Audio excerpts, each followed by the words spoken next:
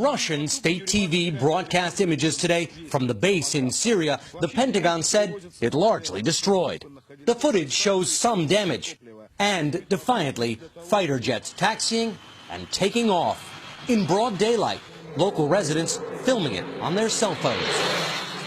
It's unclear if the aircraft were flown by Syrian or Russian pilots, but the message is clear. The U.S. strike changed little. New drone images show the town hit by Tuesday's chemical attack, which the U.S. says was launched from that base. It's largely a ghost town now, but activists say there were more airstrikes here today, too.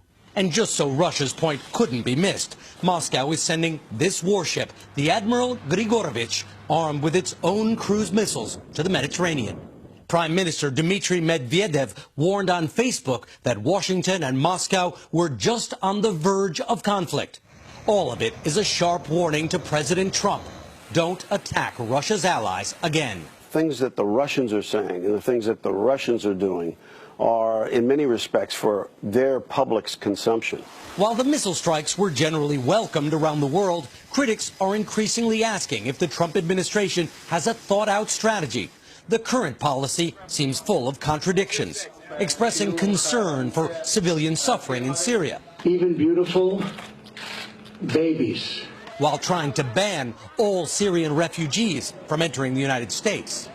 Bombing the Syrian regime while also bombing groups the regime is fighting. Attacking both sides in a civil war. Some might say is no policy at all.